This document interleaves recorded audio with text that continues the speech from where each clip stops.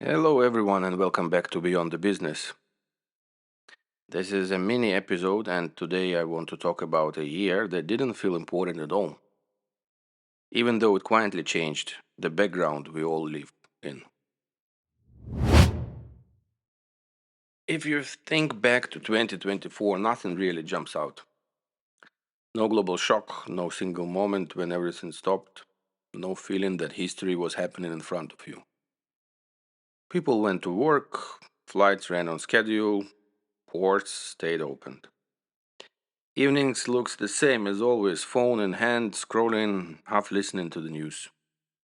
It felt normal, and that's the strange part. Because while life was going on as usual, something important happened, quietly, without drama. At the end of the year, a climate report was published by Copernicus, and if you've never seen one of these reports, imagine a ship's logbook. No emotion, no storytelling, no persuasion, just notes, temperature, ocean surface, monthly patterns. No one is trying to scare you, they're just writing down what the instrument saw. And among those notes were two simple lines. One said that 2024 was the warmest year ever recorded, and another said that for the first time, a full calendar year crossed 1.5 degrees above the old baseline. No bold font, no warning signs, just a line in the log. Now, let's be honest with ourselves for the second. When you hear 1.5 degree, what do you imagine? A warm afternoon or slightly hotter room? That doesn't sound like a big deal. You wouldn't panic, you wouldn't even complain. But climate doesn't work like a room. It works more like a system under load. Think of a bridge or an engine. You don't see the extra stress day by day. Nothing collapses, everything still works, but the safety margin disappears. Parts where faster, failures become more likely, things start behaving in ways they never used to. 2024 wasn't the year something broke, it was the year the system moved beyond what it was designed for, and it did it calmly. Another thing hiding in that report is repetition. This wasn't one isolated record. Warmest year globally, warmest ocean surface temperature ever measured. Europe having its warmest year on record, month after month sitting above what used to be normal. After a while, records stop shocking us. We hear record heat the same way we hear background noise. That's just like human. But systems don't get used to it, they just absorb the damage. Most climate conversations focus on air, hot days, heat waves, numbers on the thermometer, but the real heavyweight in this story is water, the ocean where most of the extra heat goes.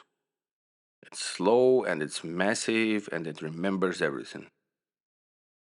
In 2024, ocean surface temperatures reached levels we've never measured before across huge parts of the planet. That's not just warm water, that's a stored energy.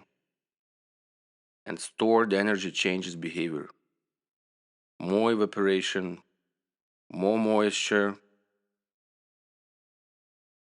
weather systems forming with more fuel than they used to have. A warmer ocean doesn't shout, it quietly reshapes. And the ocean doesn't reset next season. So when someone says maybe next year will be normal, the ocean just keeps the memory. At this point, someone usually says, yeah, but there was no El Nino. And yes, El Nino was there. It always comes and goes. But here's the simple way to think about it. El Nino explains when records happen. It doesn't explain why records are now expected. Think of waves during high tide. You can argue about the waves, but the water level underneath has already risen. That's the baseline shift, and 2024 made that visible. The report also notes that the Europe had its warmest year on record. Europe isn't spatial, it's just exposed. Dense cities, tight infrastructure, rivers used for transport, energy systems tuned for stability. In places like that, heat doesn't stay theoretical. Hot summers strain power grids, dry periods affect rivers, weather affects food, transport, logistics. It's not one dramatic failure, it's pressure everywhere at the same time. And pressure doesn't show up as a single headline, it shows up as friction. There is another detail averages don't show. People don't live in annual numbers, they live month to month. And the 2024 month after month felt slightly off. Winter didn't really feel like winter, spring arrived early, summer stretched longer than expected, rain came differently. Nothing catastrophic, just wrong enough to notice.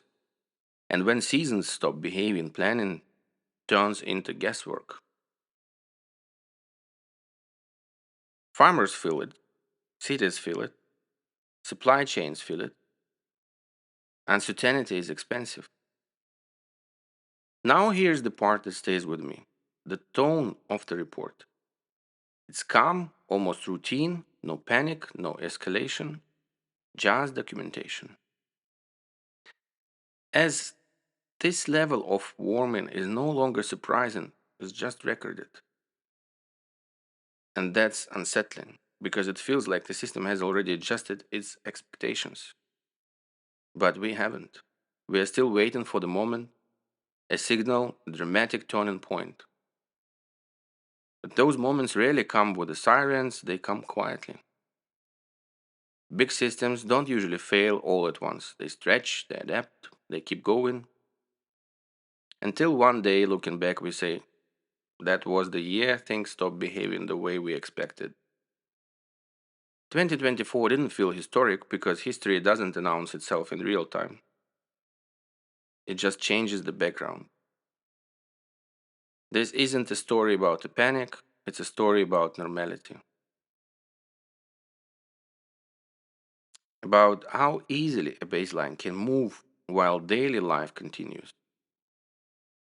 2024 didn't interrupt routines, it didn't demand attention, it quietly rewrote what normal means. And when the background changes, everything built on it starts to change too. Slowly at first, and all at once. Thank you for listening. This was Beyond the Business. See you in the next episode.